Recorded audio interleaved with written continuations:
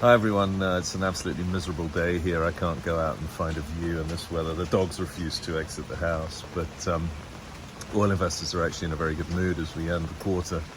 The line that we had in the Sunday was with threatening to be the best performing sector in the market, believe it or not, this year to date, just edged out by the Magnificent Seven. But if you look at the dynamics, including the action since we wrote the Sunday, so yesterday and today, the oils have kept marching higher. A couple of weeks ago we were warning about the strength of the RSI, but now with the machines trading, it doesn't always work like that. And essentially, we think we're in for a good Q2 here as we head into driving season with a strong economy. And that strong economy, I think, is an important part of what's going on with the oils, that essentially a lot of the macro traders are now worried about inflation, less interest rate cuts, obviously negative for the Magnificent Seven mega growth stocks. And at the same time, persistent inflation driven by a strong economy is great for oil. And you can see that in the leadership being refining. Because refining essentially needs a good oil market to do well. It's no use having geopolitical outages such as what we're seeing in Russia, or OPEC cuts such as we've seen, and with Saudi exports actually down further, more bullishness. In fact, all the headlines seem bullish on oil. You've even got Jennifer Granholm talking about rebuilding the SPR in an election year, which is a bit of a "I'll believe it if I see it" type statement, but nevertheless, all the headlines are bullish for oil here. We're also interested that oil now acts in positive correlation with the dollar, and the dollar is strengthening too. Essentially all of it led by the strength of the US economy, and I was reminding people what good news it is that we have such low unemployment, not only in the US but also in places like Europe. UK, historically high unemployment was like 13%, I remember, in the 70s. Now, notwithstanding all the complaining that we do over there, unemployment remains very low. So the point is the global economy is strong and the refiners are leading the sector. We had two things that we were highlighting for this week in the context of enjoying Q1 performance and expecting it to continue into Q2 for the big oils. That was number one, Tesla's deliveries, which came out this morning. And number two is Exxon's 8K earnings guidance, which comes out tomorrow after the market, Wednesday. And, it didn't take Sherlock Holmes to work out that Tesla was going to have a dodgy delivery number. I think that in fact, you can model a lot of downtime in their factories. I think that the shock to the downside was very much the deliveries number, actually, which was really well short of estimates of around 420,000 for the quarter. We're coming in at 380. I mean, I'm missing by miles here.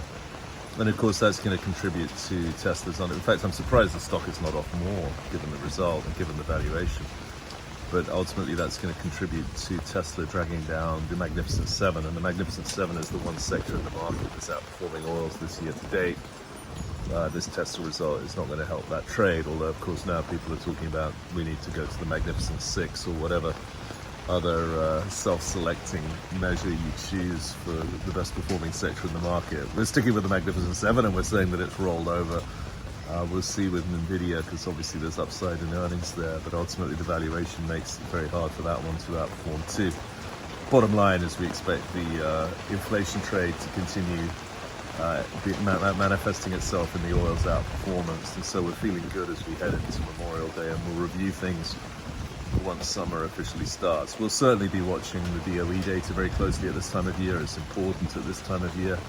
And the key dynamic there is that we had very low refining utilization at times in February, 10, 15-year lows, which would serve, you would think, to make the crude market oversupplied and the product market undersupplied. But as I said many times in my videos here, it didn't quite work out that way. In fact, what happened is product markets remained quite tight-ish, and crude markets have tightened. So it's perhaps the concern on the product market not having tightened more that we're worried, and refining shorts will tell you that what they expect to happen here is that because we have a big recovery in US refining utilization, and we had a warning that we wrote about from Alimentation Couche-Tard last week in terms of low-end consumers, low-end consumers of gasoline weakening further. There could be a bit of an issue here with refining oversupplying the market into Memorial Day, but at the same time you have very low unemployment and a booming global economy pretty much.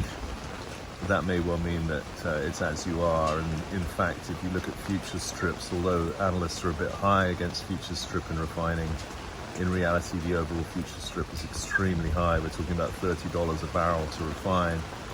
Back in the day, anything above 15 is considered a good number, and we're at 30. So whilst refining may not deliver quite as much as is expected over the course of the next 2 quarters, in reality it's still going to deliver an awful lot for a very cheap group. The second thing this week we'll get is the Exxon 8K on earnings guidance. The first thing was Tesla sales. Tesla's come out in line with what we thought that they would miss.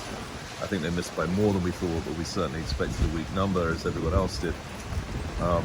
For Exxon, one thing that we started the Sunday note with, which is unusual, is the strengthening ethylene margins, which underlines this cyclical argument we're making that the market wants to buy back into strong economy, essentially, at higher than expected inflation. And you can see that coming through in petchem margins, with ethylene margins going positive in Asia, positive in Europe, having been negative, and still strong in the US.